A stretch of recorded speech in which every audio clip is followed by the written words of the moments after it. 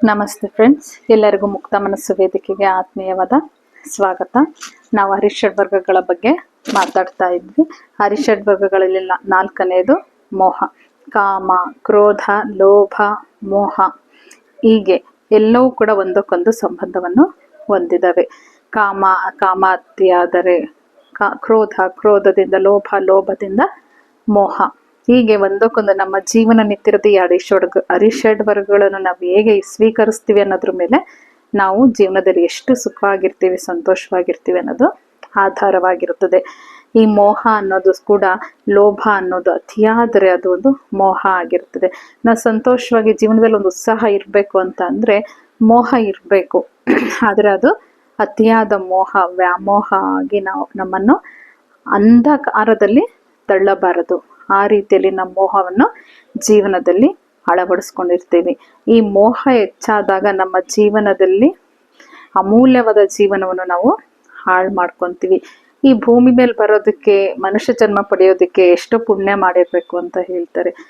ಅಂತಹ ಒಂದು ಜನ್ಮವನ್ನು ಪಡೆದುಕೊಂಡು ಬಂದ ನಂತರ ಆ ಜೀವನವನ್ನು ತುಂಬಾ ಚೆನ್ನಾಗಿ ಅನುಭವಿಸ್ಬೇಕು. ಎಲ್ಲ ರೀತಿಯಲ್ಲೂ ಕೂಡ ಸುಖ ಸಂತೋಷವಾಗಿ ನಾವು ಜೀವನವನ್ನು ಅನುಭವಿಸ್ಬೇಕು. ಆದರೆ ಈ ಒಂದು ಅರಿಷಡ್ ವರ್ಗಗಳ ಒಂದು ಮೋಹದಲ್ಲಿ ಬಿದ್ದು ತುಂಬಾ ಜನ ತಮ್ಮ ಜೀವನದ ಸಂತೋಷಗಳನ್ನು ಅನುಭವಿಸೋದೇ ಇಲ್ಲ. ಹೀಗೆ ಒಂದು ಕತೆ ಹೇಳ್ತಾರೆ ನಮ್ಮ ಗುರುಗಳು. ಒಂದು ಊರಲ್ಲಿ ಒಬ್ಬ ವ್ಯಾಪಾರಿ ಆಗಿರ್ತಾನೆ. ಅವನು ತುಂಬಾ ವಯಸ್ಸಾಗಿರುತ್ತೆ, ಮುದುಕ ಆಗಿರ್ತಾನೆ, ಇನ್ನೇನು ಸಾಯೋ ವಯಸ್ಸು ಆಗಿರುತ್ತೆ. ಅವನು ಯಾವಾಗ್ಲೂ ವ್ಯಾಪಾರದ ಮೇಲೆ ಧ್ಯಾಸ ಹೆಚ್ಚಾಗಿರುತ್ತದೆ. ಯಾವಾಗ ನೋಡಿದ್ರು ವ್ಯಾಪಾರ, ದುಡ್ಡು, ಹಣ ಸಂಪಾದನೆ ಮಾಡಬೇಕು, ಇದರಲ್ಲೇ ಮುಳುಗಿರ್ತಾನೆ. ಅವ್ನು 3 ಹೊತ್ತು ಅದರಲ್ಲೇ ಮುಳುಗಿರ್ತಾನೆ.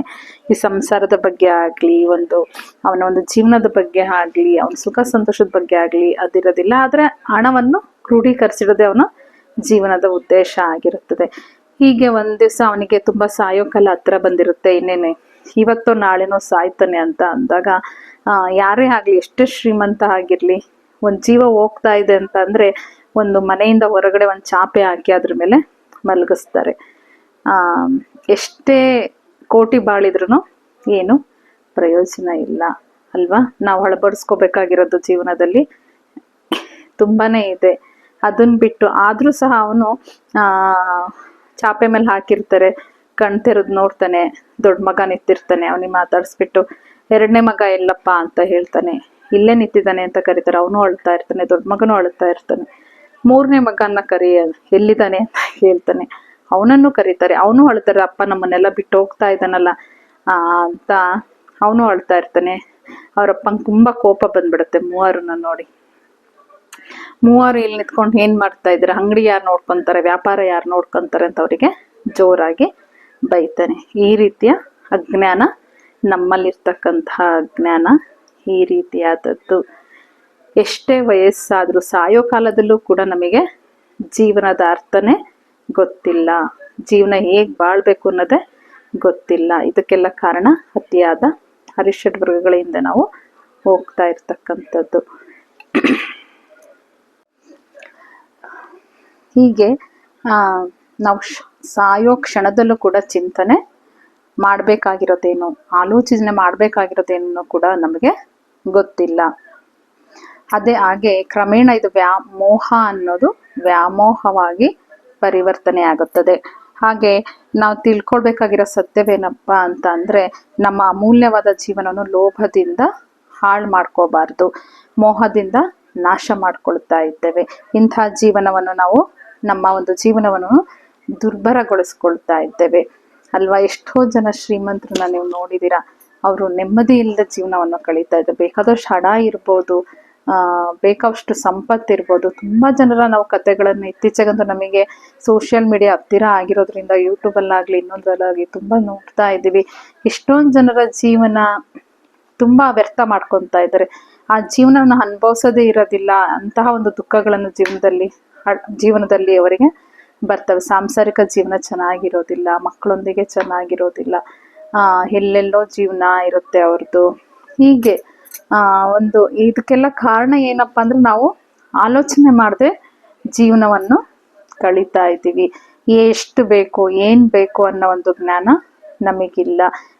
ಜೀವನಕ್ಕೆ ತುಂಬ ಅವಶ್ಯಕತೆ ಆಗಿರೋದೇನು, ಅವಶ್ಯಕತೆ ಇಲ್ಲದೆ ಇರೋದೇನು, ನಮ್ಮ ಬೌಂಡ್ರೀಸ್ ಇರುತ್ತೆ, ಕೆಲವೊಂದು ನಮ್ಮ ಸಂಪ್ರದಾಯಗಳಿರುತ್ತೆ. ಅದು ದೊಡ್ಡ ಸಂಪ್ರದಾಯ ಅಂತ ಅಲ್ಲ. ನಮ್ಮ ಹಿರಿಯರು ನಮ್ಮ ನೆಮ್ಮದಿಗೋಸ್ಕರ ನಮಗೋಸ್ಕರ ಅವುಗಳನ್ನ ಮಾಡಿದ್ದಾರೆ. ಮೂಢನಂಬಿಕೆಗಳ ಅಂತ ಅಲ್ಲ. ಕೆಲವೊಂದು ನಮಗೆ ತಕ್ಕ ಹಾಗೆ ಕೆಲವೊಂದು ಶಿಸ್ತುಗಳನ್ನ ಕಲಿಸಿದರೆ ಅವುಗಳನ್ನ ನಾವು ಜೀವನದಲ್ಲಿ ಅಳವಡಿಸ್ಕೋಬೇಕಾಗುತ್ತದೆ, ನೆಮ್ಮದಿಯ ಜೀವನವನ್ನು ಕಲಿಯೋದಿಕ್ಕೆ. ಈಗ ಎಲ್ಲರದು ಒಂದೇ ಕತೆ. ನಾನು ಅಂತಲ್ಲ, ಅವರು ಅಂತಲ್ಲ, ಯಾರು ಅಂತಲ್ಲ. ಜೀವನ ಅಂದ್ರೆ ಅನುಭವಿಸೋದಲ್ಲ, ಓಡೋದು ಅಂತ ಆಗ್ಬಿಟ್ಟಿದೆ.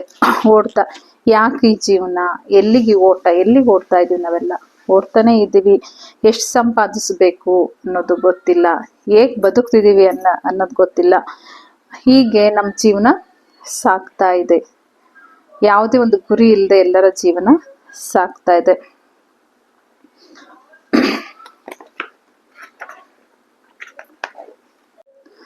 ಜೀವನ ಸಾಗಿಸೋದಿಕ್ಕೆ ಬೇಕಾಗಿರುವಂತಹ ಅಗತ್ಯವಿರುವಷ್ಟು ಒಂದು ಸಂಪಾದಿಸಿ ನಾವು ನಿಜವಾಗಿಯೂ ಸುಖವಾಗಿ ಸಂತೋಷವಾಗಿ ಇರಬಹುದು.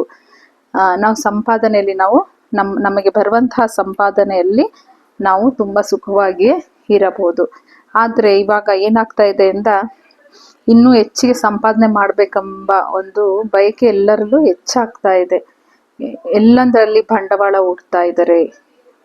ತುಂಬಾ ಮೋಸಗಳು ನಡೀತಾ ಇದೆ. ಅಂತ ಕಡೆ ಹೋಗಿ ಬಂಡವಾಳಗಳನ್ನ ಹೂಡ್ತಾರೆ.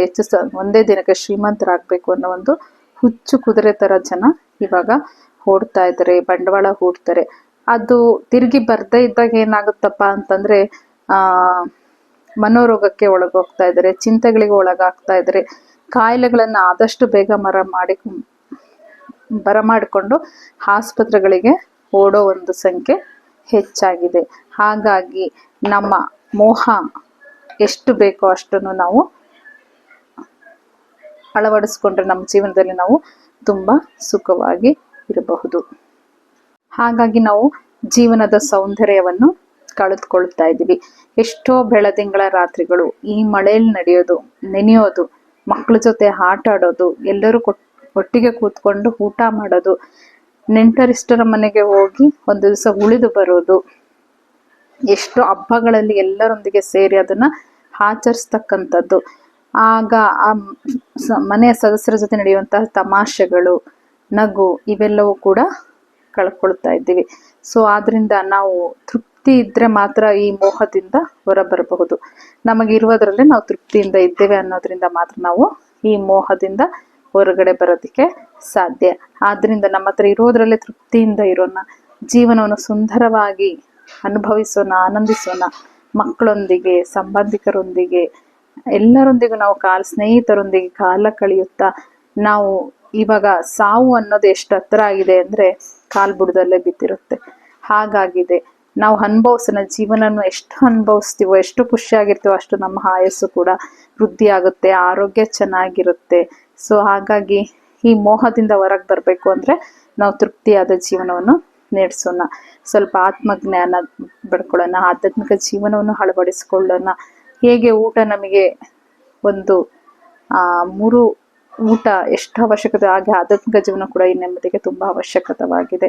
ಸೊ ಅದರಿಂದ ಎಲ್ಲರೂ ಧ್ಯಾನ ಮಾಡಿ ಅಂತ ಹೇಳೋದಕ್ಕೆ ಇಷ್ಟಪಡ್ತೀನಿ. ನಿಮಗೆ ಗೊತ್ತು ಧ್ಯಾನ ಹೇಗೆ ಮಾಡಬೇಕು ಅಂತ.